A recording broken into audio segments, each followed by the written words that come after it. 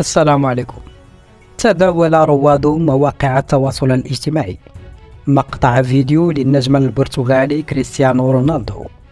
ادعى ناشره أنه يظهر مهاجم النصر. يشاهد المقطع الذي اشتهر حول العالم للشيخ الجزائري وليد مهساس، وعلى كتفه قطة وهو يصلي ويتفاعل معه. مقطع الفيديو الذي حصد آلاف المشاركات والمشاهدات مؤلف من قسمين. يظهر الشيخ الجزائري وهو يصلي قبل أن تظهر القطة على كتفه، ورونالدو فيما يبدو أنه يتفاعل مع هذه المشاهد.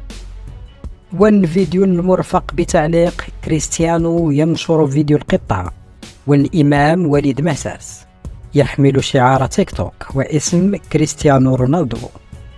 لكن في الحقيقة الحساب الذي نشر الفيديو غير رسمي، والادعاء غير صحيح بعدما تأكد أنه مركب.